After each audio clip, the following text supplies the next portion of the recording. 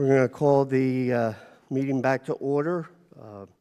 We appreciate everybody working with us with the votes and certainly with the two panels. Generally speaking, we don't try to have two panels, but with the most expensive and complex program in the history of our country, well-deserved and, quite frankly, many more. So we now turn to our second panel of witnesses from a slightly different perspective, but certainly one that is absolutely critical for full understandings of some of those challenges. So returning is Ms. Diana Maurer from GAO, who we heard from earlier. We also have with us Lieutenant General Eric Fick, F-35 Program Executive Officer, or PEO as we know it, and Brigadier General David Abba, Director of Air Force F-35 Integration Program. As I understand, Ms. Maurer, you're going to go first, and we'll go right down the line, if you would. Great. Thank you very much, Mr. Chairman. I'm going to take just a couple of minutes to briefly discuss some of our main findings on F-35 sustainment affordability. As we heard, and I think everyone here fully understands from the first panel, this is an incredibly expensive program. Total life cycle costs for sustainment are estimated to be $1.3 trillion. At the same time, it's also a very vital program. The F-35 for a number of years has been described as the future of combat aviation. With more than 400 systems fielded within the U.S. currently, you can safely say it is also the present of combat aviation in this country. So it's critically important to get affordability and sustainment right. One of the things that we have been tracking pretty closely over the last several years are the cost growth in those sustainment costs. And rather than the trend line going down, we are concerned that sustainment costs are continuing to grow.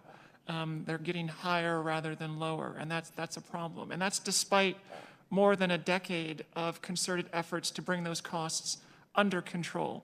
There have been a number of initiatives and efforts to do that, which raises the issue right away of affordability. And one of the things we did in our most recent report was look at the affordability targets that each of the services have established. In other words, how much the Air Force, the Navy, and the Marine Corps can afford to spend to sustain the F-35. And what we found there was frankly quite troubling. There are substantial affordability gaps between sustainment cost estimates and the amount of money the services say they can spend to sustain the F-35. In the case of the Air Force, that gap is 47%. So the estimated costs are 47% higher than what the Air Force says it can spend. To put that in context, if starting tomorrow, Lockheed Martin and Pratt & Whitney announced that all spare parts for the program would be free for the rest of the program, that would still not be sufficient to close that gap. So that's a substantial problem for the Air Force. There are also gaps for the Navy and the Marine Corps, but they're slightly smaller in size. The bottom line here is that the services have a plane that they cannot afford to fly the way they want to fly it, at least in the long term. There are options to close that gap, and they're all relatively difficult. The first thing we recommended to the department is that it continue its efforts to squeeze cost savings out of the program. That's going to be challenging. This is a very mature program, so there are limits to their ability to reduce sustainment costs just on cost savings alone, which led us to our second recommendation to the department, that it take a hard look at the requirements for the program. And that's a variety of things, including the number of flight hours, the level of readiness the services are buying through its sustainment strategy, as well as the number of planes that it plans to purchase.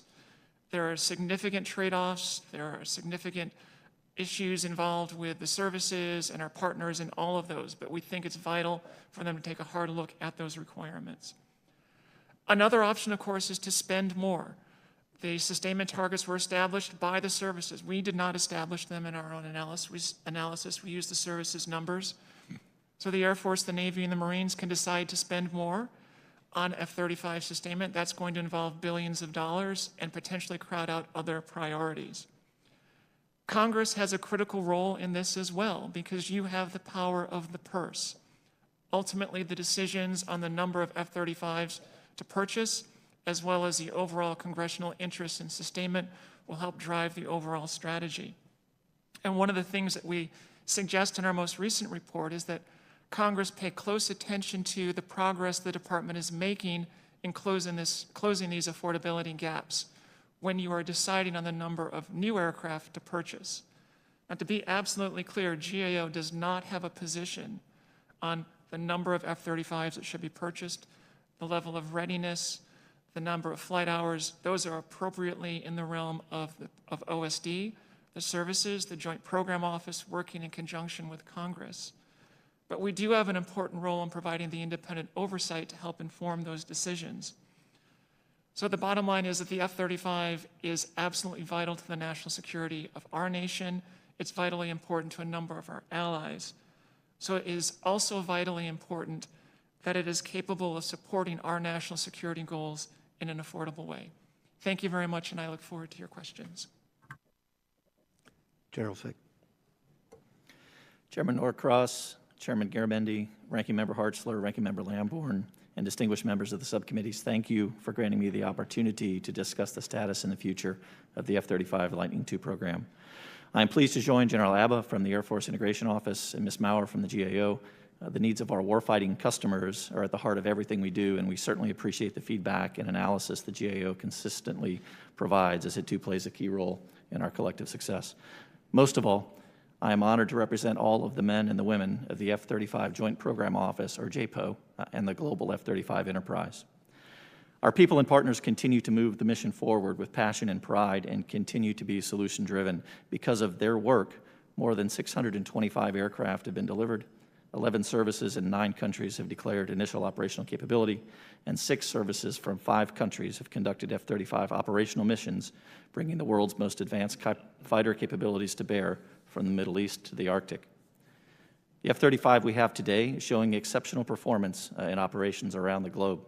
General Abba is better positioned to relate those positive results from recent combat operations, but I will tell you that undeniable performance, we know that tomorrow's engagements will feature significantly evolved and ever-advancing warfighting environments and must be supported by rapid weapons development and capability delivery timelines. Consequently, we need a capable, available, and affordable F-35 to outpace those competitors and prevail in the high-end fight. These 3 mandates, capability, availability, and affordability, are the focus of everything we do in the F-35 JPO, and I am eager to discuss our efforts with you today, along with the successes we've had and the challenges we face, and our plans for meeting those challenges head-on. First, I'll talk about capability. As I mentioned before, the Block 3F capability in the field today is unmatched by any other fighter in the world. Our mandate is to preserve this warfighting edge as we continue to deliver and sustain this growing global fleet. We already know, however, that the nation's enemies are not sitting still, and in the coming years, we'll field capabilities that will challenge today's F-35. Delivering the next generation Block 4 capabilities is therefore essential. Just over 3 years ago, we started down a new path for capability development and delivery. Using this new paradigm, we've delivered a number of high-priority capabilities to our joint and international warfighters, in addition to fixes to dozens of other deficiencies. Our progress, however, has not been without obstacles. To enable the full Block 4 capability set, we must also deliver the underlying computational horsepower that we've been discussing today, known as Technical Refresh 3, or TR3. Unfortunately, and as has been discussed, we have experienced significant TR3 hardware development delays and cost increases, which are actively working with Lockheed Martin and their subcontractors to keep TR3 on track for a Lot 15 insertion in 2023. Thanks to the efforts of a joint JPO and Lockheed Martin software independent review team, I am increasingly optimistic about our ability to cost-effectively deliver the remaining Block 4 capabilities. You'll notice I use the phrase cost-effectively. This phrase is at the heart of everything we do in the F-35 enterprise, as I see cost as our program's greatest threat. While we simultaneously focused on driving down cost across the development, production, and sustainment areas, we understand that sustainment affordability targets present both our greatest challenge and our greatest opportunity. Sustainment cost reduction, therefore, will continue to be my highest priority. The JPO, Lockheed Martin, and Pratt & Whitney team have made some significant strides with respect to cost per flying hour. Between 2019 and 2020, the U.S. Air Force F-35A cost per flying hour decreased 10%, from $37,000 per flight hour to $33,300 per flight hour in base year $12. We are far from finished with our affordability efforts, however, but I see these actuals as movements in the right direction. Working closely with the services and our cost analysts, we understand the 4 biggest drivers of sustainment costs, and we're actively getting after all of them. Finally, I'd like to turn to availability. As we focus to driving costs down, we must simultaneously push the enterprise to improve F-35 mission capability rates, and even more importantly, F-35 full mission capability rates.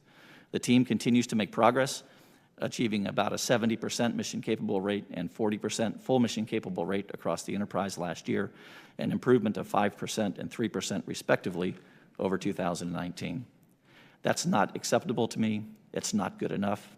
I know we need to do better. We are working closely also with the Air Force Sustainment Center and Pratt & Whitney to get after the biggest driver right now, or one of the largest drivers right now, the F-135 power modules. We have put actions in place to move the needle in the right direction, and I'm happy to talk to those as we get forward into my questions. Thank you for your time. Thank you for your attention, and I look forward to your questions. Thank you, General Abba. Thank you. Chairman Norcross, Chairman Garamundi, Ranking Member Hartzler, Ranking Member Lamborn, and distinguished members of the subcommittees, thank you for the opportunity to discuss F-35 accomplishments, issues, and risks today on behalf of the United States Air Force. I'm pleased to join General Fick and Ms. Maurer on this panel. I'm proud of the relationship the Air Force has with both organizations. They're valued teammates, along with our industry partners from the first panel, as we all work together to maximize the success of F-35. I'd like to start by making one point as clearly as I can. The United States Air Force is absolutely committed to the F-35. The jet we have today has performed very well in operations our airmen have conducted around the globe. It is an exceptional platform that makes the joint and coalition team more lethal, survivable, and effective today, and it fills a critical capability need for the Air Force. But we're not paying for the F-35 to perform very well. We're paying for outstanding. We need to squeeze every ounce of capability out of the F-35 to compete, deter, and win in the contested to highly contested environments that our peer competitors have already fielded and are actively improving at a rapid pace today. The Air Force will ultimately possess and operate the world's largest F-35 fleet. As such, we will simultaneously be the program's most demanding customer and its staunchest advocate. The F-35A, due to both its warfighting capabilities and the large numbers we intend to procure, will be the cornerstone of the Air Force's fighter portfolio for decades. Highly contested Chinese and Russian warfighting environments define the challenges we need the F-35 to solve in order for it to serve as an effective cornerstone. Consequently, we need a capable, available, and affordable F-35 to outpace these key competitors. Note the similarity in the areas of emphasis between the United States Air Force and the Program Office. We must get this right, not just for the Air Force, but for all the services and nations that operate the airplane. Starting with capability, the Block 3F F-35 we have today provides a significant capability leap over fourth-generation aircraft. F-35s from Hill Air Force Base completed successful consecutive Middle East combat deployments in October 2020. Over 18 months, active duty and reserve airmen flew roughly 20,000 combat hours, over 4,000 combat sorties, and employed just shy of 400 weapons in permissive and somewhat contested air domain environments. But as others have testified today, peer competitors are aggressively modernizing their forces faster than we have seen in many decades. Therefore, we need Block 4, enabled by TR-3, to ensure continued relevance against China and Russia. Block 4 capabilities will increase our pilots' ability to prosecute targets, increase their survivability, enhance interoperability across the joint and coalition force, and improve sustainment. Additional schedule slips to either TR-3 or Block 4 will increase risk to combat mission accomplishment and to our airmen. Turning to availability, the Air Force needs F-35 squadrons fully mission capable across a range of expected missions to prevail against peer adversaries under contested logistics, during regional lower-scale contingency operations, and to produce sufficient readiness during peacetime training. While the Air Force faces several F-35 availability challenges, the two most urgent needs involve the F-135 engine and the transition from Alice to Odin. As you have heard, F-135 engine issues impact Air Force readiness today. Unscheduled engine removal rates and elevated repair scope for engine power modules are outpacing depot production capacity. As of yesterday, 21 total Air Force aircraft are grounded without a serviceable engine, 15 of which are otherwise flyable. With respect to affordability, the Air Force has a finite amount of resources to procure, operate, and sustain the F-35.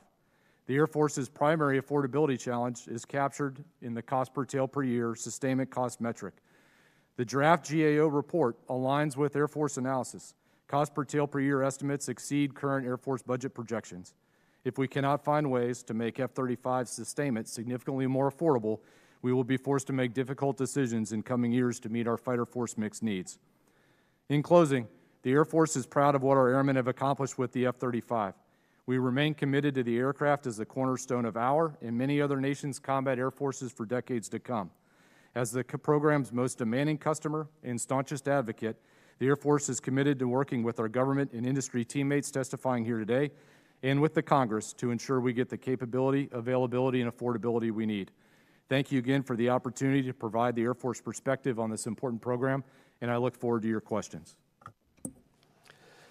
Thank you for your statements. Just to remind everyone, we'll be shifting in and out. We have one vote left, so as others are returning. So for those online also, you understand when we're going back and forth. Affordability. We heard that affordability gap of 47%. When we're talking about a program that exceeds $1 trillion, these are very real numbers. And General Fick, cost certainly is a threat to everything, but we don't have pockets loaded with money. It's all about assessing risk and program priorities, and I know you understand that. But this is something that we're struggling with, and I assume you were watching the earlier panel. By the time TR3 and Block 4 come out, we're over a quarter century old from when we started development. The world looked very different, and trying to anticipate what those threats were going to be and challenges to this platform was a great job. But it obviously is not complete because the world changes every day.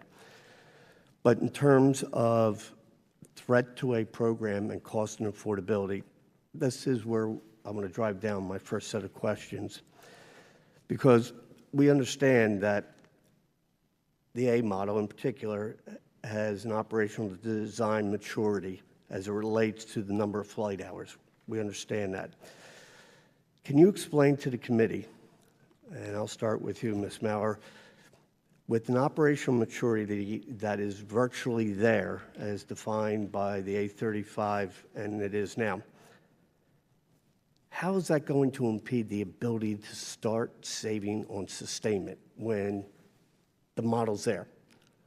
How do you make those very significant cost savings that we're looking at, given your first example saying if you got the parts for free, we're still over it? Where does that come from? How do we drive down that cost if it's this mature?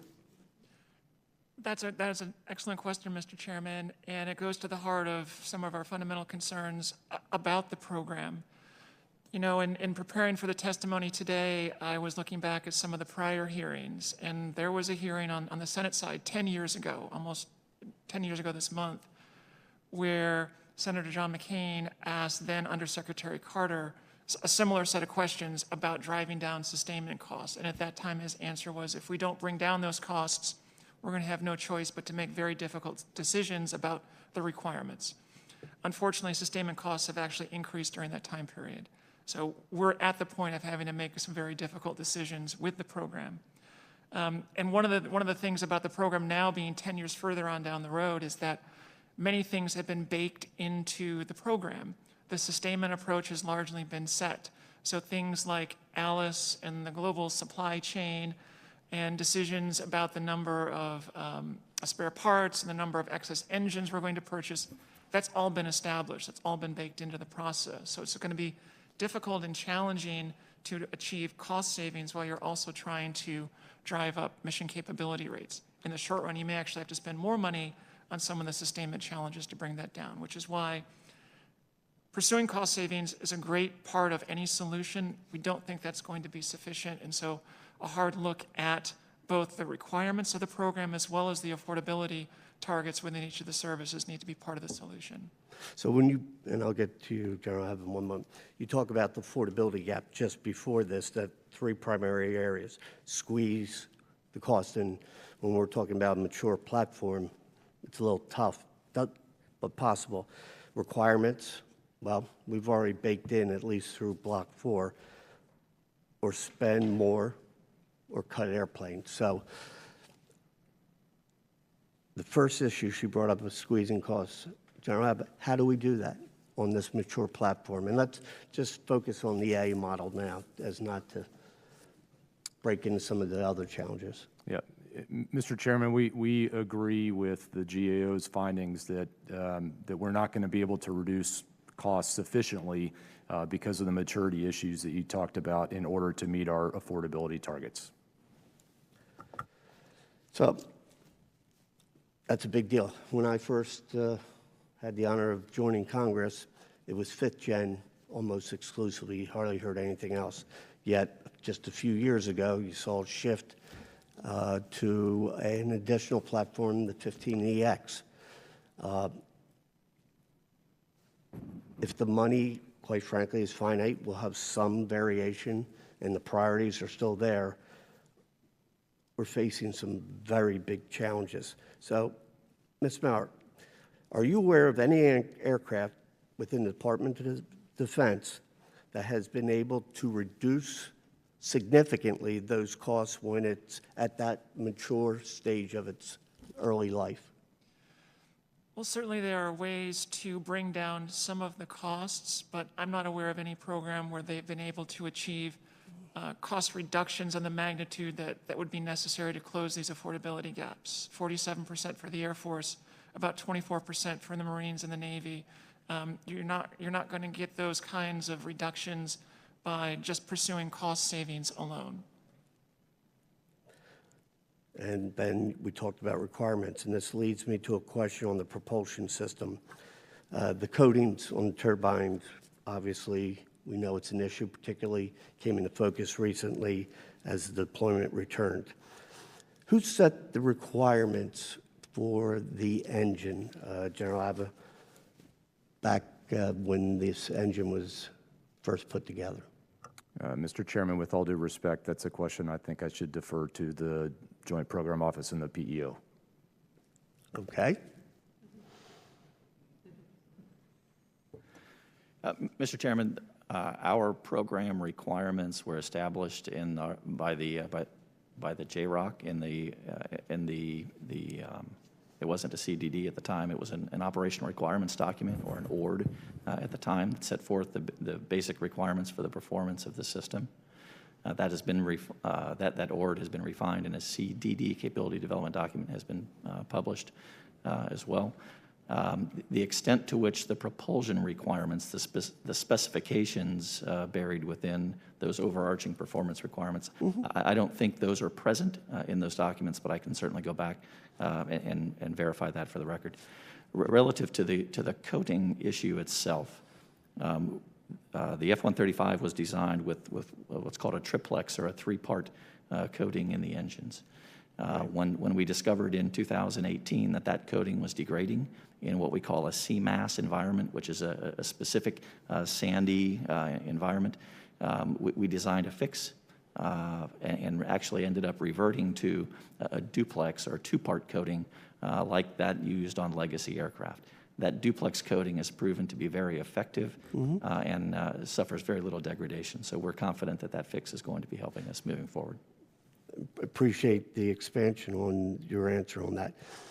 The point I'm trying to make here is, when those requirements were set, and I was getting to is, we made those requirements. It wasn't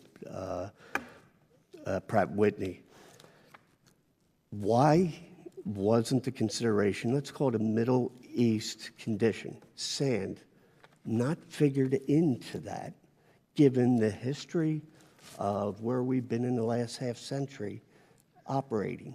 How did we miss that? Mr. Chairman, I don't know the answer to that question. I know that we designed the engine, we spec'd it to be compliant in certain environments. This environment was not one. I can go back and dig out the specific details associated with those environmental specifications, but No, we have a fix. I guess I'm going to the root cause. When we're setting requirements for the most expensive platform in the history of our country, we have been operating in the Middle East for years. We want to have absolute confidence. The smartest people are making these, and here is one that just challenges us, and this isn't directed at you, but us as, how did we miss that? And you've answered it. So I appreciate the frankness of what you have. I have to go vote, so we're going to go to, I'm sorry? Go to Mr. Wilson. Go to Mr. Wilson. Okay. Thank you. Again, we're trying to vote and keep this in. Mr. Wilson, you are up next.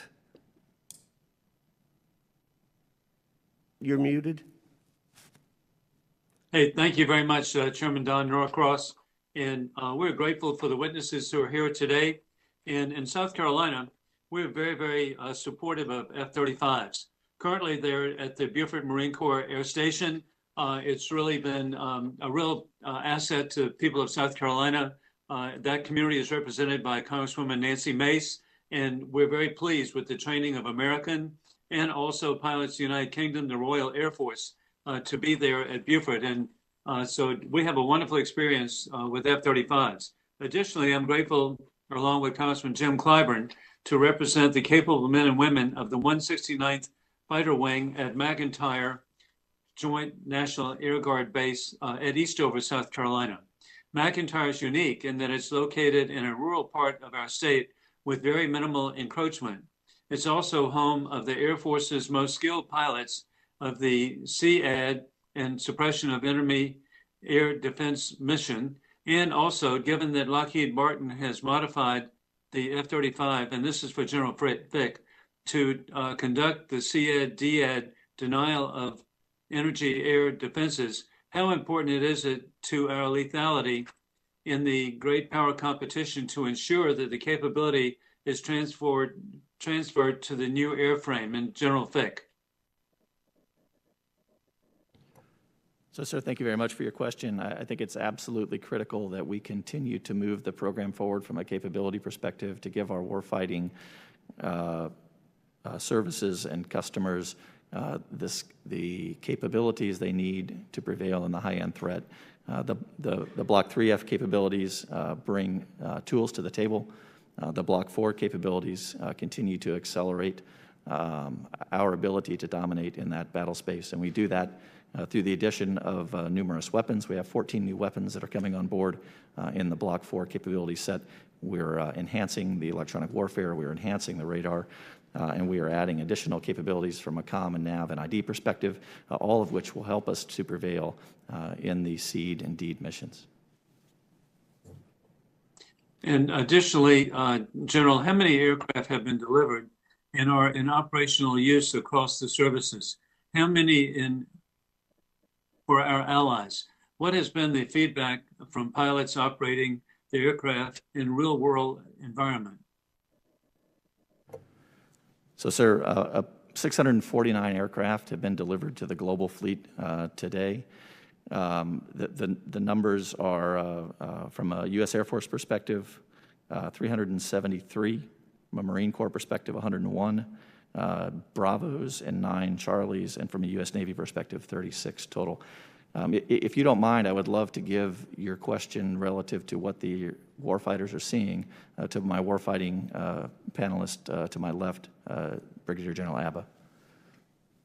Here, here. Thank you. Thank you, sir. From an Air Force perspective, and from what we hear in engagements with allies and partners around the world, the operator perspective is very, very clear that everybody loves the airplane right now. Having done the operational business for a quarter of a century myself, I will tell you that we should never be concerned about operators always wanting more capability out of their weapon systems. We should be worried if they ever stop asking for more capabilities out of their weapon systems. And in every service or nation that is transitioning from fourth-generation fleets to fifth-generation fleets notes just the absolute game-changing capability of what the airplane delivers today as we execute operations around the world. But we also recognize the rapidly evolving threat environment that requires us to get to that Tier 3 Block 4 configuration as soon as we can. And in line with that, General Abba, it's really incredible the benefit we have of sharing costs with our allies, working with Australia, Japan, Singapore, South Korea, additionally Israel, and what has been the experience with the F-35 program in Israel?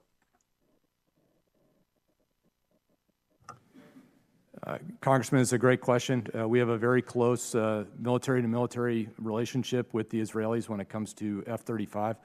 Israel is a foreign military sales customer for the program, but we have executed multiple interoperability exercises with the Israelis, and we have robust discussions exchanging lessons learned about operating the aircraft in combat.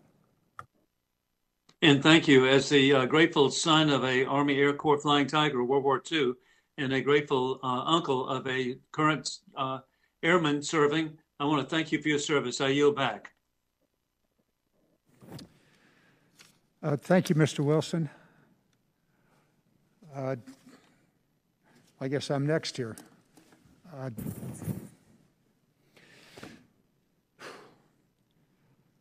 I always want to start taking a deep breath because the more I read, the more I hear, the angrier I become.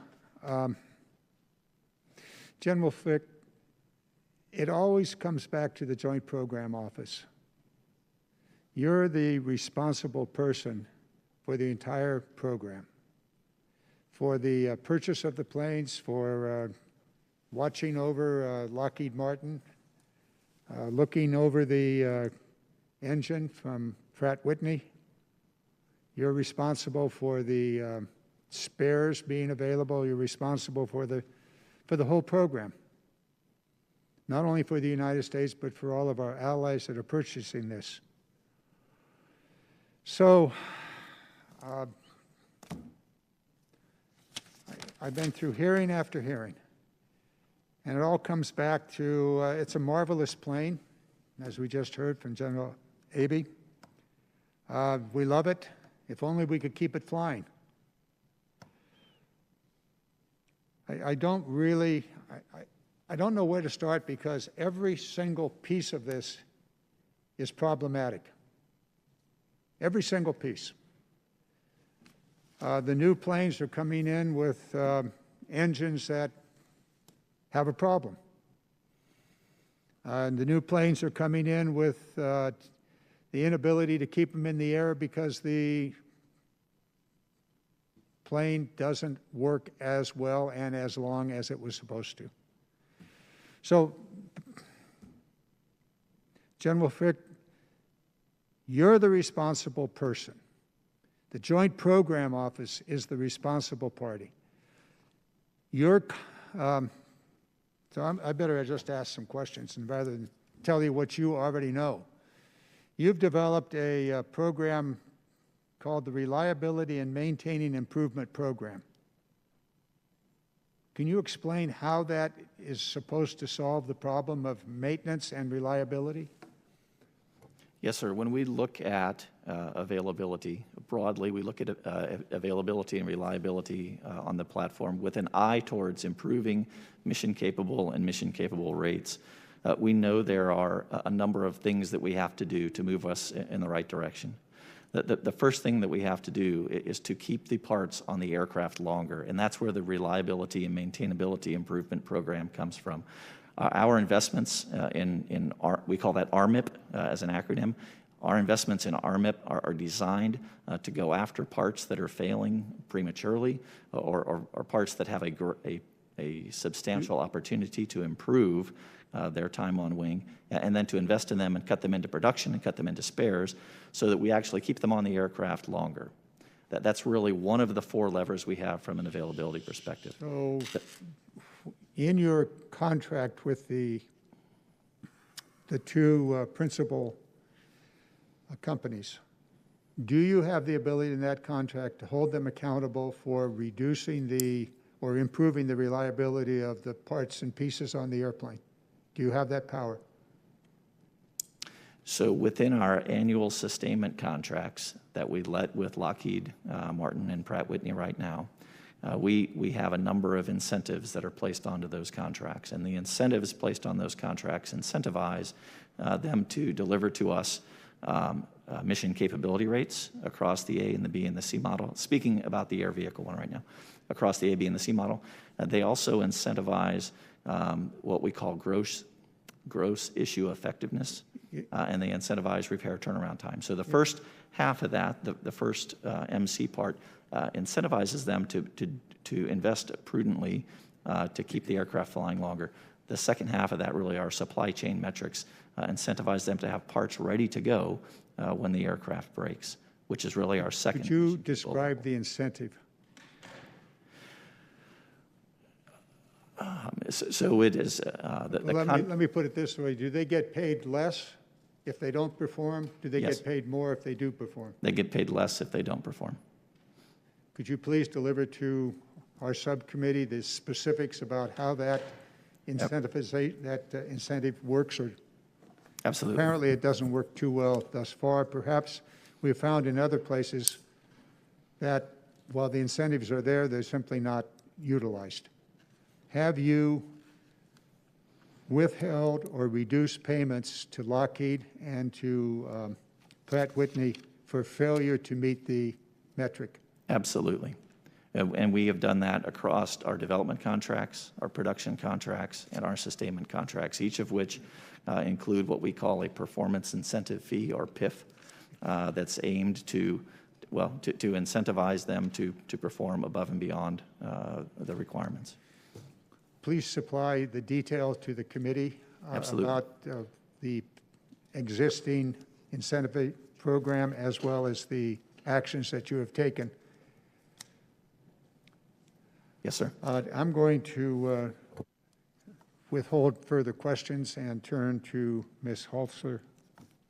Great, thank you. I appreciate that, Mr. Chairman. I understand that the annual cost of the F-35 to sustain it is $8 to $9 million per tail, depending on the variant. Can you explain what goes into that cost? Because it just as an ordinary citizen looking at that, think, how can you come up with $8 million worth of maintenance cost every year? Ma'am, thank you for the question, and it's a good one.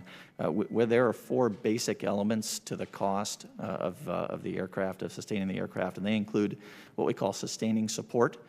These are the people, basically, that are doing the work, largely on the flight line. Our field support, our Lockheed and Pratt Whitney field support representatives and field support engineers, in addition to what you've probably heard referred to as ALICE administrators. These are Lockheed folks who are boots on the ground working with ALICE. That's one driver.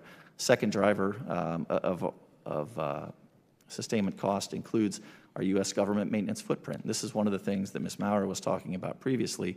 Once the design is completely baked on a program, at times it becomes challenging to be able to effectively reduce that maintenance footprint. We are working really closely with General Abba, the Air Force, the Navy, and the Marine Corps, looking at alternative ways to train our maintainers to help us reduce that maintenance footprint. The last two pieces are really air vehicle parts and their repair, and engine parts and their repair. In aggregate, all of those pieces, when combined together, form are kind of the four pillars of that annual sustainment cost. And those also present our greatest opportunities to go after cost, to target those specific areas in an attempt to bring costs down. Certainly we won't make them go away, as Ms. Maurer mentioned, but we can certainly bring them down. It seems like there's a lot of room there for improvement. I mean, how much do these parts cost? Is it really warranted? How much are these individuals paid per hour? What is what is their rate of production? There's just a lot of things here, so I hope that you will continue to go after those. I had to step out to vote, so have you had a chance to visit about the joint simulator environment? Okay. Can you give us some insights with those problems with that? Because that seems to be holding everything up moving forward until you all get the joint simulator ready to go. We can't really have that testing that's needed. So where are we at on that, and what is the problem? Ma'am, so the joint simulation environment is an environment that we, the U.S. government, decided to establish maybe about 5 years ago for the conduct of initial operational test and evaluation. Originally, we were going to use a Lockheed Martin facility, but elected to pull that away from them and do that ourselves. So we have been working very, very closely with Naval Air Systems Command in Patuxent River, Maryland, to bring the joint simulation environment to life over the course of the last several years. What we've discovered is that integrating both the F-35, but as well as all of the blue and red aircraft, all of the other ground and airborne threats into that environment, along with all of the weapons that they use in numbers that are operationally representative of the theater that we're trying to synthetically create, is a very daunting problem. It's a very challenging problem to do that integration in a way that allows us to then take open air flight test data, bring it into that environment, and prove to ourselves that in that synthetic environment, I can exactly duplicate what I would have seen in open air. It's that verification and validation process that gives us the ability to use that for initial operational test and evaluation. But it's that rigor, that degree of integration between the weapons, the platforms, the threats, their weapons, in that synthetic space that is so very challenging. So as we've moved forward, it's been challenges associated with that integration, compounded a little bit by COVID. Ultimately, most of the work that we're doing, we have to do in classified spaces as they work that integration, and social distancing in what are typically small spaces is challenging. So that has compounded it. But I just don't want to undersell the challenge associated with the task. It's very complex. So how many years has it been you've been working on this now? Ma'am, I've been working, so I've been in the Joint Program Office. Next week will be 4 years as the deputy or as the PEO, and it has been under development the entire time that I've been here. I don't know the exact date on which it switched over from the Lockheed VSIM solution to the JSE, but at least for my duration in the Program Office, it's been going on. So I had the opportunity to see some war games that was going on. And I was surprised to learn that a lot of it is open source, that it's something people can buy on the shelf, that individuals, kind of like Wikipedia, actually feed into it, and then our government adds to it extra sensitive information. But are you using any private in companies in this development process that could help with some of the basics of the simulator? Ma'am, so we have enlisted the assistance. We shortly after the beginning of the year, we enlisted Carnegie Mellon University, Johns Hopkins University, and the Georgia Tech Research Institute to help us to assess whether the task that we're actually trying to accomplish in the JSE is even feasible. We're due to get that assessment back later this month or early next month to make sure that we're not asking for something that's impossible. It's very easy to make things look right on the screen. It's a lot different to make sure that all of the software operational flight programs are responding appropriately, all of the signals are processed by the radar or the radar simulator appropriately, because it's those interactions under the hood that are the things that are important with this very, very complex weapon system. Very, very complex for sure. But so what will you do if the university comes back and says what you've been trying to do for 4 years is impossible? So, ma'am, I don't think that's going to be the case. Okay. But we will, I think we would need to have a very serious conversation with the Director of Operational Test and Evaluation about whether or not he still feels that those 64 final runs in our initial operational test and evaluation program need to continue to be executed. Great. Thank you very much. I'll yield back. Thank you. Mr. Cordy. Thank you, Mr. Chairman. General Fick, at the first panel, Ms. Maurer did a really nice job of sort of walking the members through the way the lack of access to the intellectual property and technical data sort of disrupts, an efficient maintenance program out at the sites where the F-35s are. Mr. Ulmer from Lockheed sort of described that there's been some movement in terms of the government getting, I guess, more control over that, but it sounded very sort of sporadic and ad hoc. And I think we agreed clunky was also a way to sort of describe how that is right now. So can you just describe again, what's the dynamic here? I mean, obviously, it seems like it's a contractual problem, right? Because you've got to almost go back in and renegotiate a proprietary right. Is that sort of what's making, because this has been a recommendation since 2014. Yeah, yes, sir. Thank you for the question. So certainly this question and the problem itself has at its root the initial philosophy of the program, which was a total system performance responsibility effort led completely by Lockheed Martin. So there are a lot of things that we didn't ask for relative to our ability to take delivery of them that perhaps in a program that had started in a different way, we would have asked for and taken delivery of those pieces of data earlier. And so that's not necessarily an intellectual property issue. It's a data delivery issue. And were we willing to pay, and did we pay for those pieces of data? Relative to what the users, to what our maintainers are finding on the ground at the squadron and group level, they have become accustomed to working inside a maintenance concept that has them doing more things than was designed into the F-35 maintenance concept from the beginning. The F-35 maintenance concept is one that goes what we call O to D, organizational level to the depot level with no intermediate level between them. A lot of other programs, a lot of legacy programs, go from that organizational level to an intermediate or back shop level, and it's at that back shop level where many times another Air Force person or civilian would disassemble the part, repair it locally, and not actually send it back to the depot. Decision was made within the program that we're going to go straight from O level to D level. We're not going to staff those back shops. We're not going to put extra people there to do that work. And so what I sensed that Ms. Maurer and her team found was that the maintainers who are maintaining the F-35, having come from other programs that use intermediate level maintenance, want to do that work.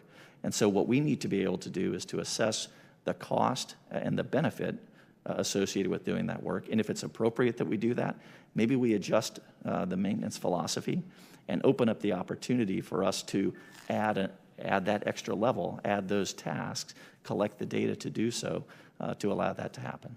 So it sounds like then you're not totally buying into the notion that getting greater control of that technical data necessarily is going to result in improved maintenance.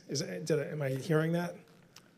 I guess I wouldn't say it that way. What I would say is we need to study these things before we execute them.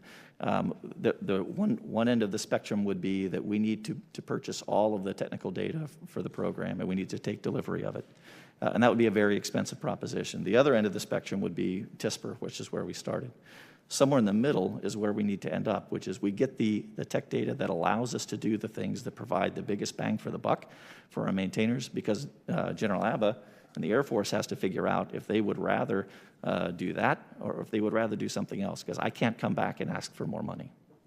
So, I mean, clearly on other subcommittees, we've heard from the Air Force about the fact that for platforms that came into being after F-35, there is a different approach in terms of getting control of that. So, I mean, I sort of took from that that's sort of a de facto endorsement by Air Force that that's a better way to run a program. I would just say this: if GAO, and I think they seem to be describing something that makes a lot of sense. And I tried to convey this to Mr. Ulmer, we've got a problem here in terms of just the overall top line of the budget, and people got to start making some moves on both sides of the table to try and come up with ways to be more efficient.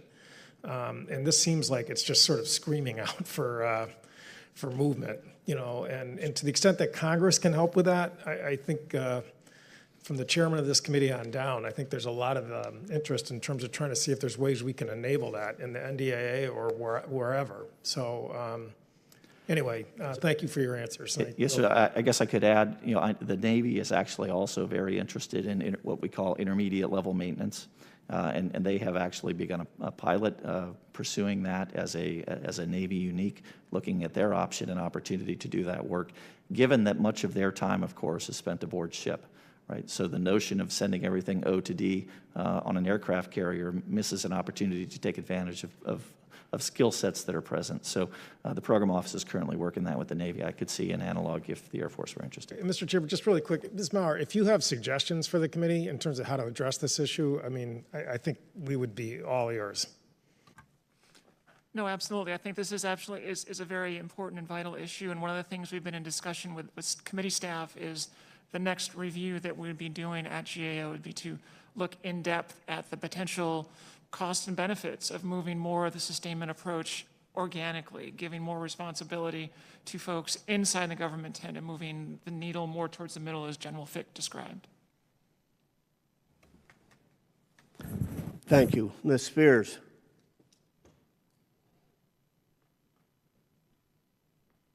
Thank you, Mr. Chairman.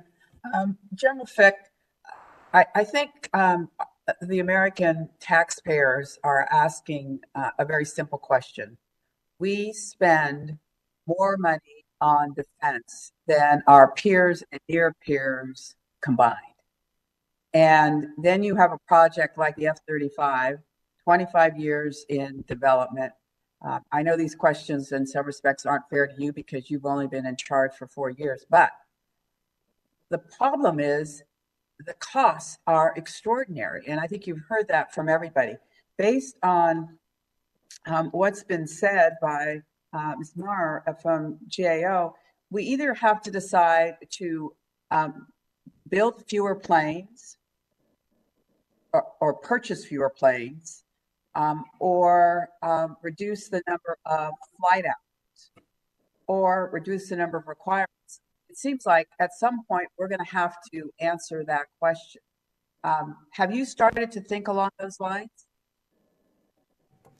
Ma'am, we are absolutely working together with all of our customers, General Abba next to me, his counterparts, the Navy, the Marine Corps, and I know that those conversations go all the way to the chiefs of staff, to the commandants, and to the parliaments of each and every one of our international partners as well.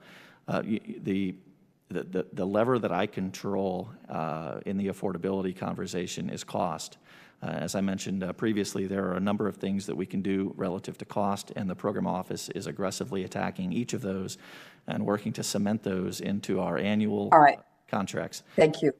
I've got very limited time. Ms. Maurer, what recommendations that you have provided over the last year or 2 years relative to the F-35 have not been complied with by the Department of Defense? Thank you for the question. So over the past several years, we've had a total of, I think it's 30 different recommendations specific to different issues associated with sustainment. 11 of those are closed, 19 of those are open. I think that the good news there is that we have seen in the last couple of years increased attention and focus from the Joint Program Office as well as OSD and others to take actions to implement those recommendations. So that's encouraging. But we're also concerned that most of them are still open. And we think that there needs to be additional progress made on some of the key recommendations around strategy for managing the supply chain, an intellectual property strategy, as well as continued progress on different aspects of ALICE and ODIN development. We also think that the new recommendations that we have in our current report about taking a look at cost-saving efforts, taking a hard look at requirements, developing an overall strategy for affordability, and then building risk into that analysis and reporting it out to the Congress are going to be very important in the near term and in the future for continued effective oversight. Thank you. Mr. Chairman, I would recommend that in the next 6 months we have another hearing and hone in specifically on the recommendations made by GAO that have not been followed up on so that we can track this more carefully. General Fick, who now owns and controls the data within ALICE? Ma'am, the data within ALICE is owned and controlled by the U.S. government. And it will be owned and controlled by ODIN as well? Yes, ma'am. I mean, we will own and control ODIN. So there was a dispute last year about the software, and that we didn't really have control of the software and had to rely on the contractor. Is that still the case? So the case with the Alice software, the parts of the Alice software that we paid for as a government, we own. The parts of the Alice software that we did not pay for, that were sourced at either Lockheed's expense or perhaps came from were COTS elements of software, we don't own the rights for. But we do own the rights for the software that we paid for. Well, but then we're hampered. Moving forward with Odin, are we going to own everything? Yes, ma'am. Would it be helpful if Lockheed would turn over the software that they technically own? Would it make our movement to Odin simpler? So ma'am, I don't know if that would be helpful or not. We are actively working the transition from Alice to Odin. When I briefed this committee last year, I committed to a very aggressive timeline for the transition between Alice and Odin, and what we've learned over the course of the last year is that transition in that amount of time, which effectively amounted to a flip of a switch, is not going to be possible. So as we have continued to mature the discussion and our foundational work on Odin over the course of the last year, we have come to realize that we need to do two things. The first is we need to continue to improve the functionality of Alice in the near term as we ensure that the Odin structure that we put into place from a hardware perspective, from a data environment perspective, and from a software perspective is what the users need. And so we've moved out and developed a user agreement that helps us to navigate the relationship with all of our users relative to Odin. And we've developed an Odin capability needs statement that helps us to actually write down the things that we need Odin to do and how we need Odin to do it. The challenge is, I think my time's expired. But let me just say, I have a couple of other questions that I'm going to ask you to respond to. One in part being, I presume we're now paying for the costs of both Alice and Odin, and I'd like to know what that is, but I'll submit them for the record. Yes. With that, I yield back. Thank you, Mr. Chairman. Thank you, and your recommendation is under advisement for the timing issue of bringing them back. John and I both have a few questions left, and we are the only two left, and Jackie. I have a quick... If I might, Ms. Spear, if you could stick around, you had two more Odin Alice questions. On my time, We're going to be here. I would appreciate you taking up those questions, as I was going to go into that myself. So when it comes to my term, my time, if you can continue with the Odin Alice. All right. Jackie, I'll defer now. You're on a roll. Continue. So if you could, General, tell us how much we're now spending maintaining these two systems. okay, ma'am. So the future cost as we work to transition into Odin, we intend to invest over the course of the FIDIP $471 million into the combination of Alice and Odin as we move from one into the other. And how much was Alice costing us before? Ma'am, the total cost invested on Alice over the course of the program, to include Alice development, hardware procurement, and operations, is just over $1 billion. It's $1 billion. And as I understand it, it's never worked properly, and our maintainers have had to make split-second decisions as to whether or not to let the plane fly because they didn't have the logs. Is that correct? Ma'am, I wouldn't call them split-second decisions, but yes, our maintainers have had to deal with errors in the way that Alice has handled the electronic equipment logs. We talked about that in the Oversight and Reform Committee hearing last summer. The good news there is that we are actually seeing significant progress in how we are digesting our eels. We've seen that the ready-for-issue rate has increased from 43% in February of 2020 to 84% in February of 2021. One of the other things we talked about at that particular point in time was actually reducing the number of parts that require EELs. We've actually done that. We've removed 438 part numbers that formerly had EELs, and that impacted 118,000 parts across the enterprise. So we're actively moving the needle in the right direction relative to the EEL question. I would also articulate that over the course of the last year, we have changed our philosophy relative to fielding software updates into Alice, and we've moved from a big bang every 2 to 3 years kind of an update to a quarterly update cycle that has allowed us to interact directly with the users, figure out what's making their heads hurt, and then get after them. Our last 2 releases have been very successful. But you'll notice I said quarterly and in the last year, and 2 releases all in the same sentence, which means that 2 of the quarterly releases ended up having to be combined with another because of issues we found in development. So we're being very careful and judicious about how we field this new software to the field, how we push this new software to the field to make sure we don't adversely impact operations while still improving the usability of Alice as we make way to transition into Odin. Hopefully that made sense. All right. I think it did.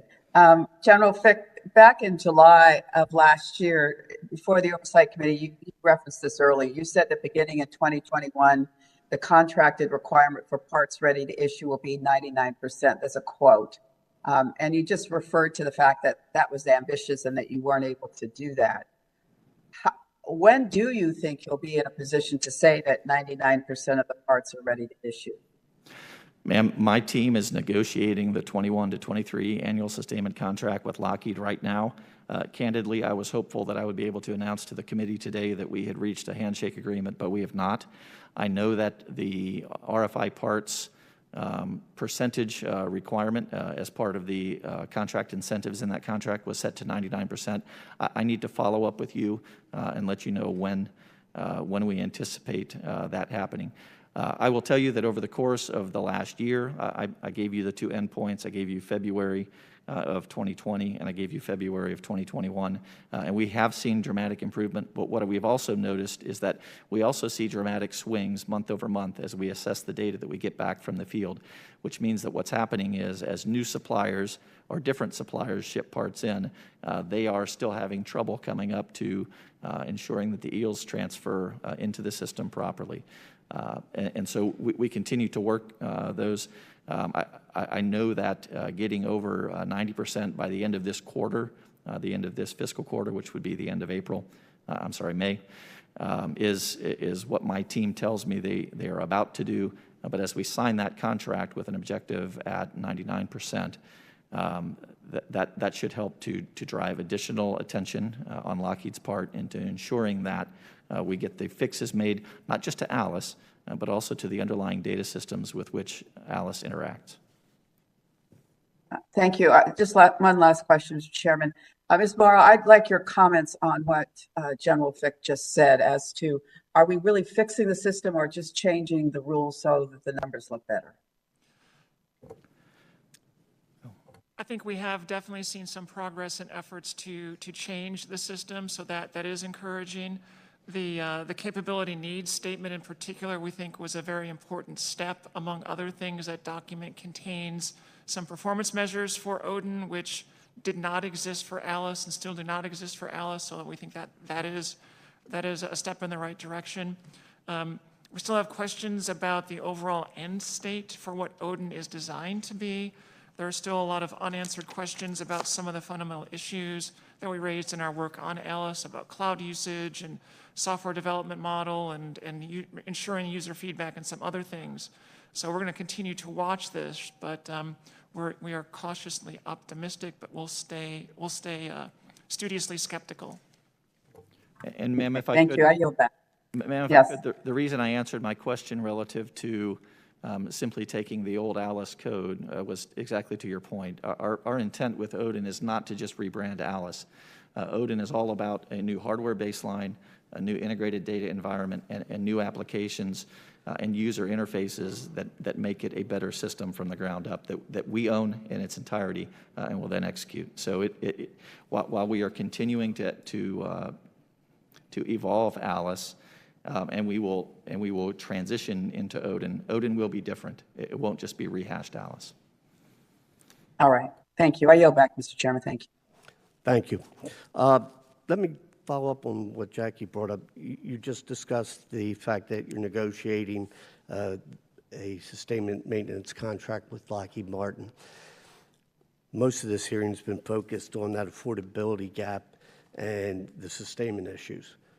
Built into that will be the answer for the cost savings, if we have any chance of doing that. Can you share with us those goals?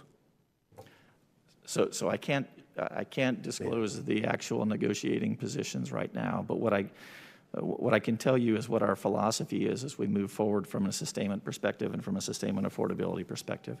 We look at this in a number of different phases.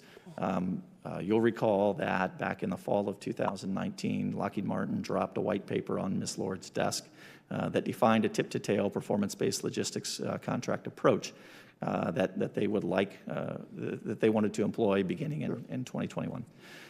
There was broad pushback within the department, but a mandate to go study that proposal and to assess what a solution might be that would be acceptable to the services, acceptable to Lockheed Martin, and deliver us improved performance at the same cost or the same performance at decreased cost. So looking at how can we rescope this PBL idea into something that's a win-win for the community. What we didn't want to do is we didn't want to get trapped into a mandate to sign a PBL contract that's a bad deal before we were ready to. So we simultaneously started to negotiate what we're calling the 21 to 23, so fiscal years 21, 22, and 23 annual sustainment contracts. So they're effectively three contracts, contract and options that will serve as a backstop to us as we begin to pull together the tenets of a supply support and demand reduction performance-based logistics contract, which is the piece that we decided was actually probably a good idea from a driving down parts cost perspective. So we are currently negotiating that 21 to 23 contract, and our entry point for the release of the request for proposal for the PBL contract is the handshake on that 21 to 23 contract.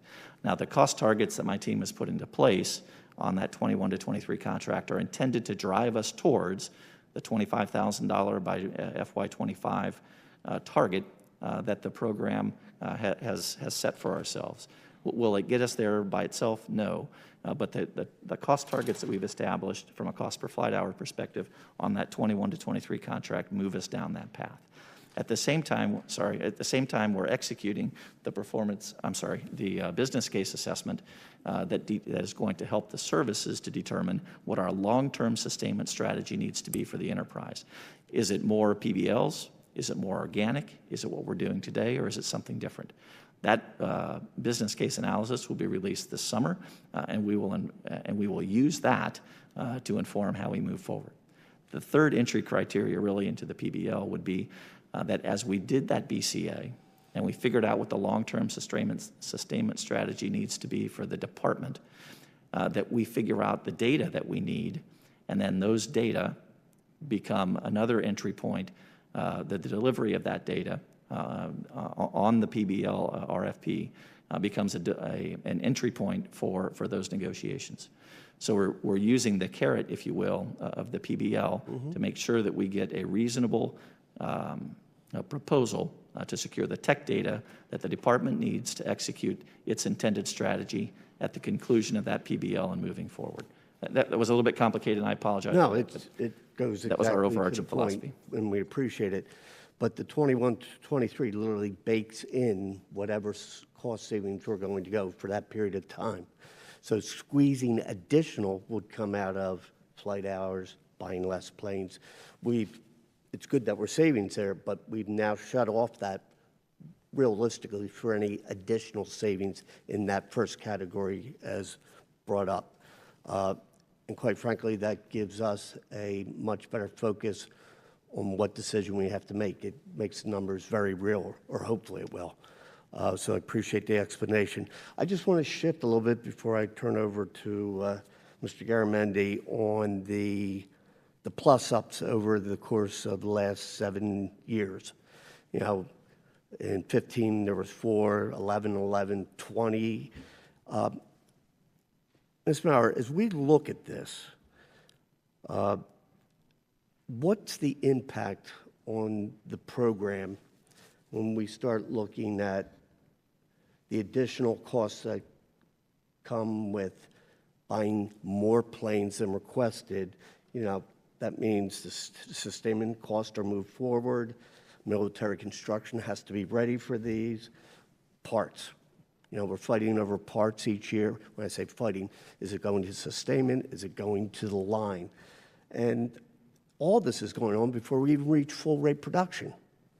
What's the impact that we're looking at when we picked up 97 additional tails over the course of those 7 years?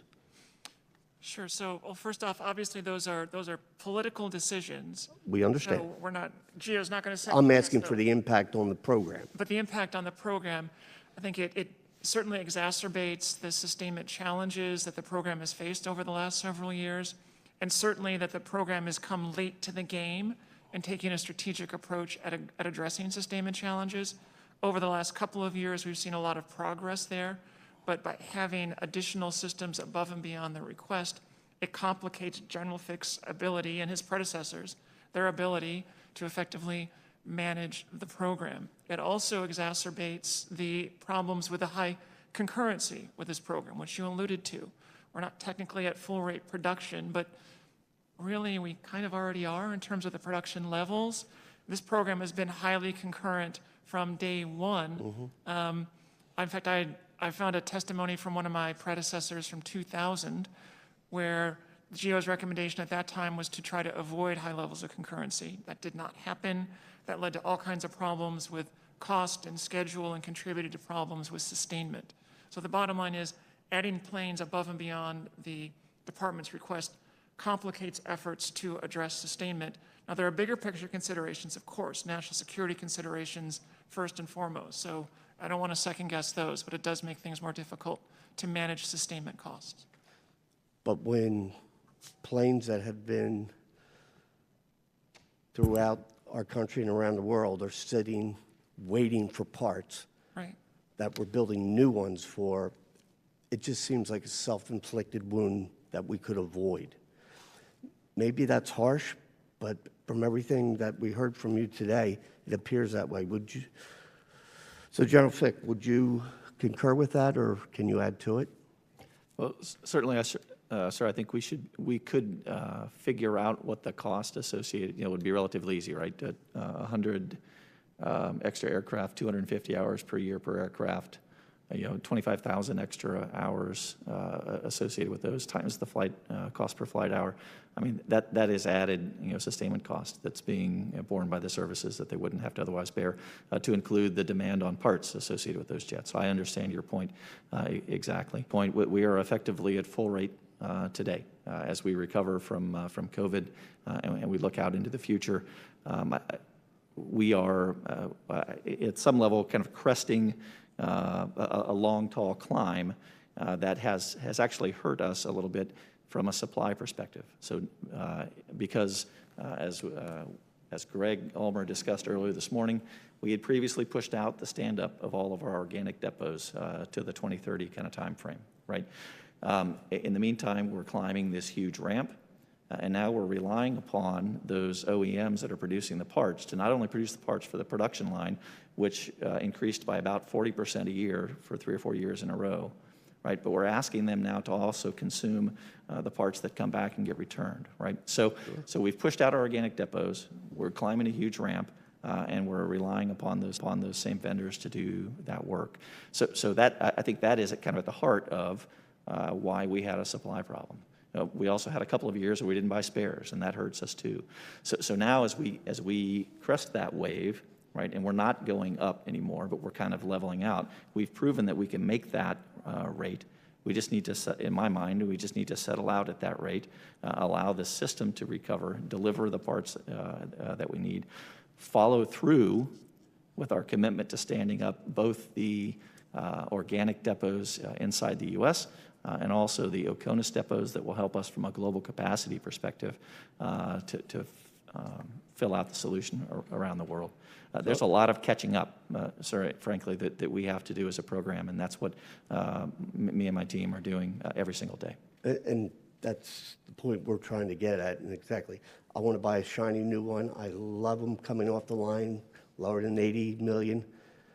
But the cost is, my good friend Sustainment over here to my right, is when we can't get those parts, you have a shiny new one while others are sitting there.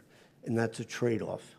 You know, as I said, we're all in this together, but when we're trying to be efficient and be ready, it just seems we can do it better. With that, I'll defer to Chairman of Readiness, Mr. Garamendi.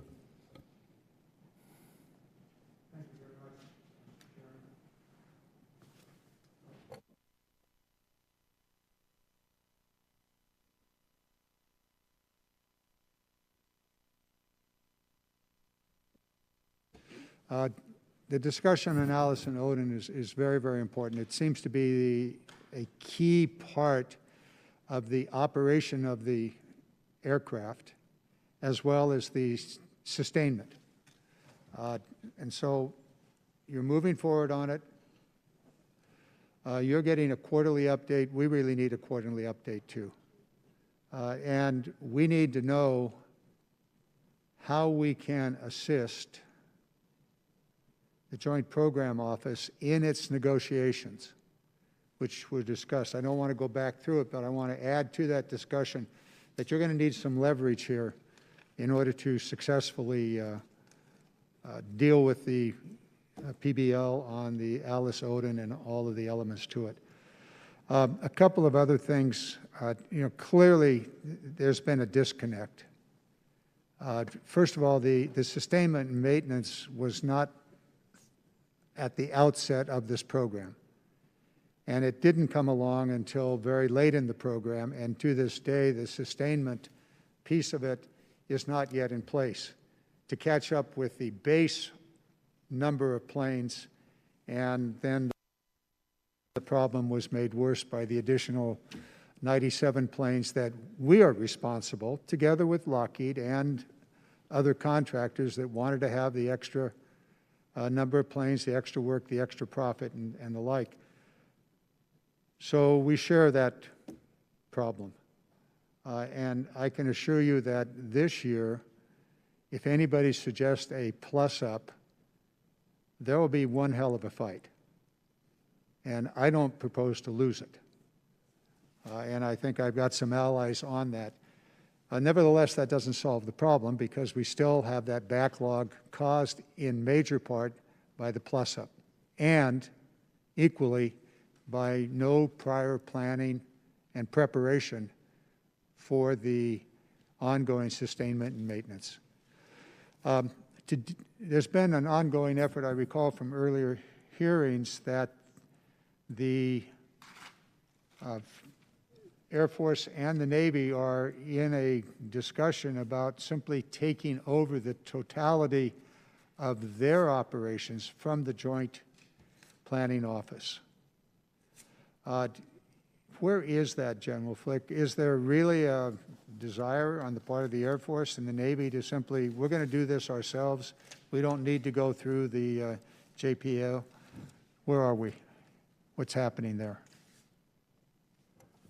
So, sir, I can't speak to what the Navy and the Air Force are thinking about doing that I don't know about, but I'm not aware of any plans in place right now to break apart the Joint Program Office into any service-specific program office. I will tell you, if you don't mind going on a little journey with me, when I got to the program office 4 years ago, and I was a new, not a new, but I was a one-star, and I was talking to a Navy captain in the hallway, I looked at him and I said, "Hey, Captain, it's good to see how the Navy runs programs, because, boy, this isn't the way the Air Force runs programs." And he looked at me with terror in his eyes and said, "Oh, my gosh, sir, I thought this was the way the Air Force ran programs." So at that point, it dawned on me that we were very unusual, right? And so we started to look at ways that we make this program look and feel much more like a normal program for the people who are in the program office so that they don't have to spend so much time trying to figure out how do things work around here. So in the spring of 2000, so just over a year ago, we actually pivoted the organizational construct within the program office. So now, instead of a global director of development, production, and sustainment, I have a program management office director who is responsible for the cradle to grave development, production, and sustainment of the air vehicle. I have another one that's responsible for the engine. I have another one that's responsible for the maintenance data systems, to include Alice and Odin. I have one that's responsible for training systems, and one that's responsible for combat data systems, which is my office that works closely with the wing down at Eglin to produce our mission data files. Giving that cradle-to-grave responsibility to a senior material leader type person in a very, very similar way to the way we run program offices in both the Air Force and the Department of the Navy is helping to add discipline and visibility in places where we didn't have discipline and visibility before. We are starting to see, in my mind at least, very positive outcomes associated with that attention. As a matter of fact, a lot of the progress that we've seen on the propulsion side relative to the stand-up, accelerating the stand-up of the F-135 facilities at Tinker is a direct result of the Navy captain that's running that shop now and just doing a great job. So we have found that internal to the program office, we were a little bit odd. We were a little bit unusual, and it was taking a long time for people to learn how to do the things that they need to do and then to just go ahead and do them. And so by making this restructure, it's allowed us to empower our leaders within the program office with a greater sense of ownership to really get after our customers' biggest needs. So I think we are making steps in the right direction, and we deliberately, Ms. Skeen and myself and Admiral Chevy, my deputy PEO, took this opportunity to divide the organization in this way because that makes sense and preserves the synergy of the program office across all of the variants, across all of the partners, across all of the services, while still allowing a feel that looks and feels a lot more like what people are used to. I appreciate your attempt to reorganize. We would hope that it would be a successful reorganization. So I will cross off of my let's watch it list the dismantlement of the Joint Program Office by either the Air Force or the Navy that actually started this discussion in January of 2019. So we'll find out if somebody is behind your back doing something. I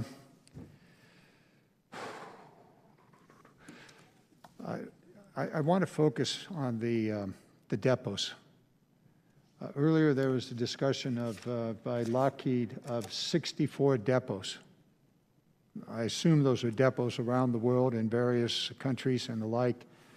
I'm going to let Israel worry about its depots, but I shall worry about American depots. So this is a question to General Abba. How's it going? How are your depots coming along?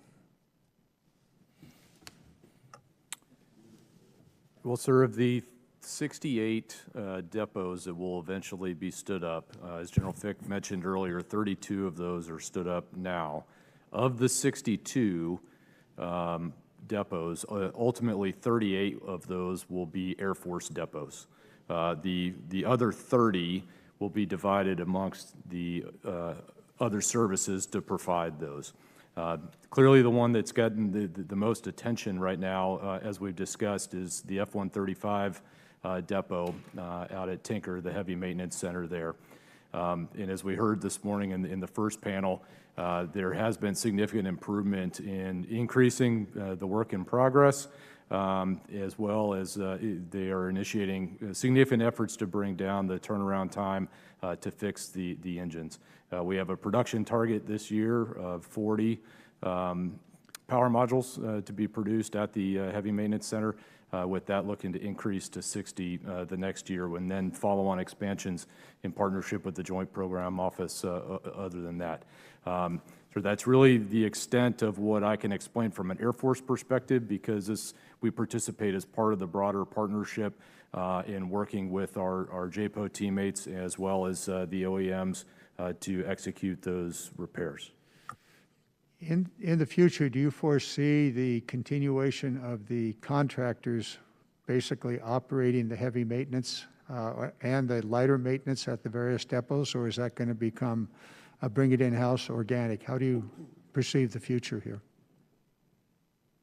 Sir, I would say as part of a player within the broader architecture, I would have to defer to the PEO on the architecture for the follow-on sustainment strategy. Well, then that must be General Fick. Yes, sir. So those 68 depots, those 68 workloads are distributed across the depots, as General Abba mentioned. They are vital, right, to us getting after the 7,300 item stack of reparables that we have to consume and get back into a place where we can install them into aircraft.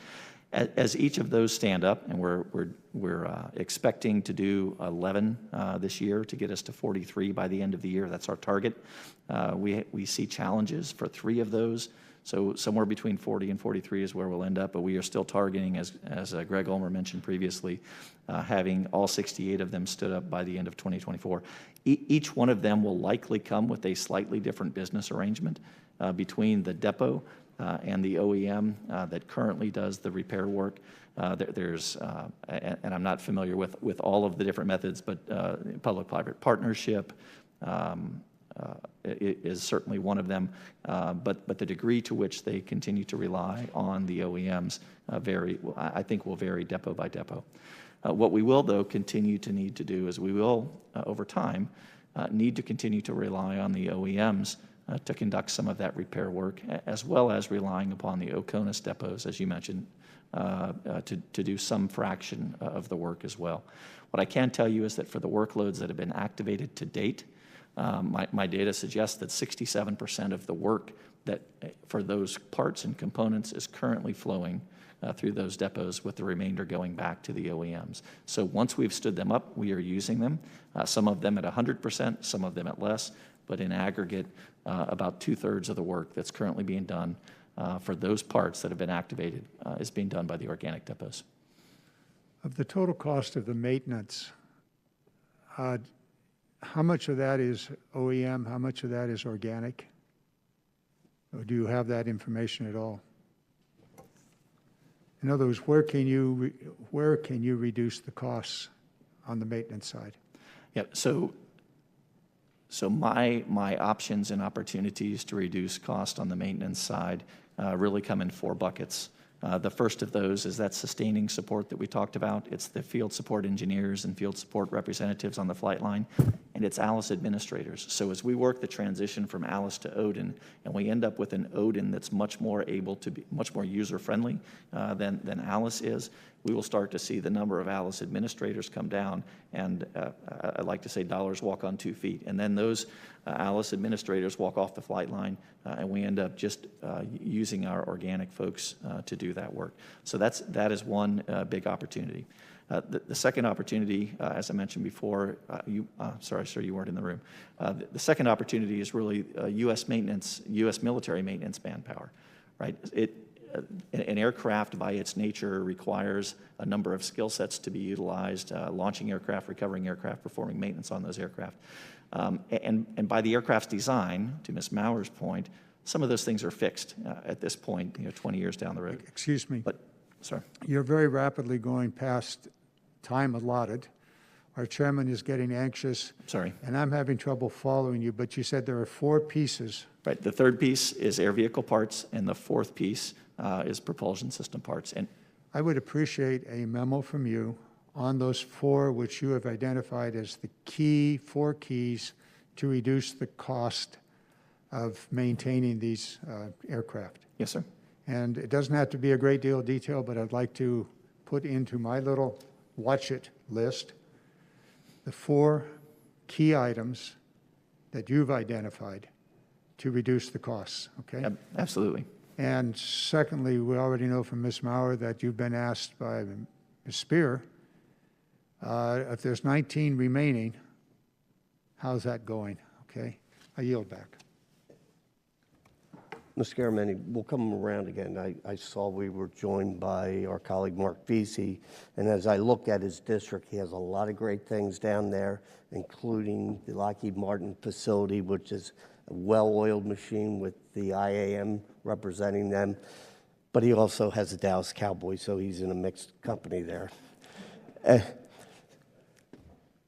So Chairman. I'll defer the rest of my comments, but please. Mr. Chairman, thank you very much, and very appropriate for you to mention the Dallas Cowboys in a HASC hearing, as they are America's team. So we appreciate that. Lieutenant General Fick, the mission capable and fully mission capable rate are often used as measures of readiness for the F-35. Can you talk about the difference between the two and why FMC is regularly lower than MC?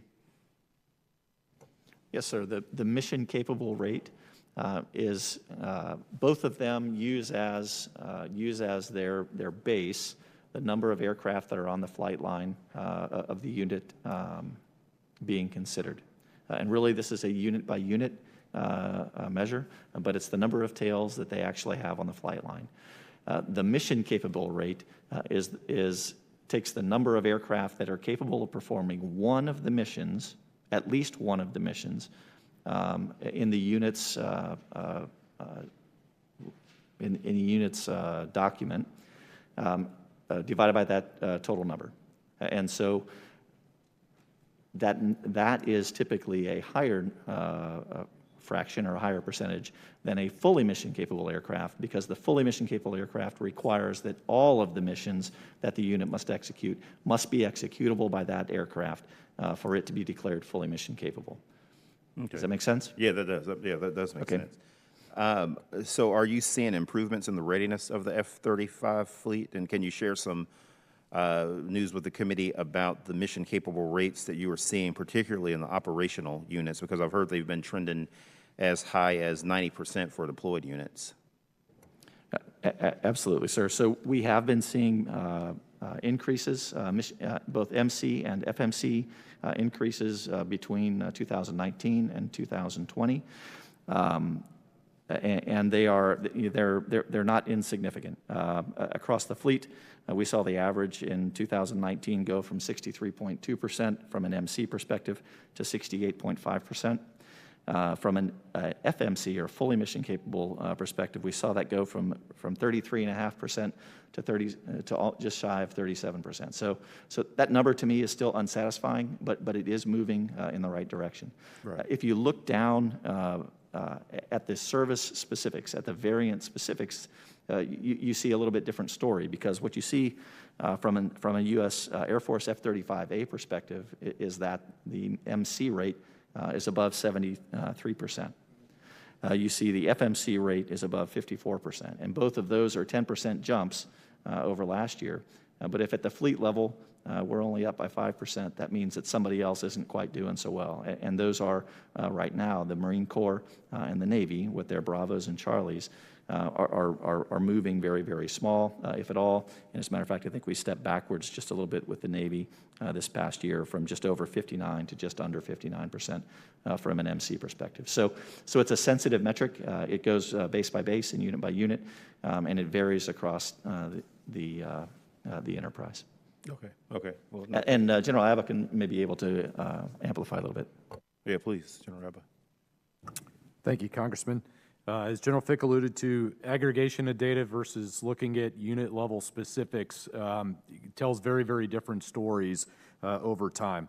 For over the 18 months that our Hill Air Force Base airmen were deployed flying combat sorties, 4,000 combat sorties, 20,000 combat hours, those three units collectively averaged just shy of 75% fully mission capable while they were deployed. But even within these data sets, there are lots of various trails we could go down, because even the Air Force fleet is divided between our combat-coded units, the ones that have forward deployed combat responsibilities, and our test and training fleet. And our testing and training fleet doesn't tend to be as healthy as our combat-coded fleets are. There are many reasons for that, not the least of which is, as we accept new airplanes into our fleet, we push them forward into the combat units. And as the weapon systems matured, the newer jets have learned a lot of lessons from their predecessors, if you will, in production. So the airplanes become much more reliable. On this airplane, the newer lot airplanes that we are receiving actually have the best break rate in the United States Air Force, down below 4%. So when the airplanes get airborne, they are landing what we call Code 1. They're coming back very healthy. So how we dissect this problem to examine the readiness elements of that is really key. And each of the users has their own unique experience.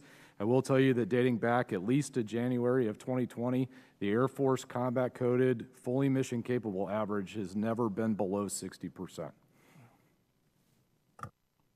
No, thank you very much, Mr. Chairman. I yield back. Thank you. John? General Abba, you are into an issue that has been on my mind for some time. Not all of these aircraft are the same. And I would appreciate from the Joint Office as well as from the Air Force and the Navy and the Marine Corps a differentiation of the various blocks through time. And if your analysis of the operations in the Middle East indicate that the newer planes were performing at a higher function, and the older planes are not going to be used for that purpose, but rather for training. We need to understand this. And it may lead to a better feeling or not, but if you can differentiate on the block by block. Yeah, sir, absolutely, we can do that. We actually have data that shows lot by lot. I'm sorry. I've been listening too long. My hearing was never good at the outset. But I'm going to want to listen to what you say, so if you could articulate a little better or a little louder, it would be helpful. So, sir, we have data that will show lot by lot and base by base or installation by installation what the MC and FMC rates are. We track that very, very closely, and we can provide those data to you and your staffs directly so that you can see that. Because it is, as General Abba mentioned, you see the older tails not performing as well as the newer tails. That was actually one of the things that we looked at very, very closely when we decided to accelerate that transition of our early TR-1 jets into a TR-2 configuration. So we actually accelerated that process by about 13 or 14 months. And so now we're talking about TR-3, right? But we still had TR-1 jets in the fleet until the September timeframe, and that was when we inducted the last TR-1 tail into modification to turn it into a TR-2. Why did we do that? Because the TR-2 jets are able to use the newest software, the newest prognostics health management, PHM, prognostics health management algorithms, and electronic warfare systems. So that allowed us to take those systems that historically did not perform very well, get them off the tail, put the new hardware in, and move forward. So we're doing things like that to actively manage the fleet to try to ensure that we're up to date and getting the most reliable jets out that we can. So the granularity of the analysis would be helpful to us. The other, you said, and I hadn't considered this, you're talking place by place. Are you referring to the Army, Navy, Marine Corps, or within the Air Force, various sectors that are better than others, and if so, why is it? Yes, sir. We track the sustainment metrics across the fleet. Literally, we have the data tail by tail, but we typically aggregate it at the squadron level so that you can see by location, by country, by squadron even, what their performance actually is. Thank you very much. I yield. Mark, anything else? You good? We just want to thank all the men and women who have been working so hard to make this a successful program, literally servicemen and women from around the world in a pandemic. It's not short on us how special that is, and for your service, much appreciated. I think this is very helpful. We've identified some issues, but there's some very good things going on with this aircraft. It certainly is the most capable in the world. We just need to make it a little bit more capable, as we say. So, Ms. Maurer, thank you for GAO. From Lockheed Martin, Mr. Ulmer, Mr. Bromberg from Pratt & Whitney, and the last thing that I'll say is we are all in this together. We need to make this work, and together we will. With that, we are adjourned. Thank you, sir.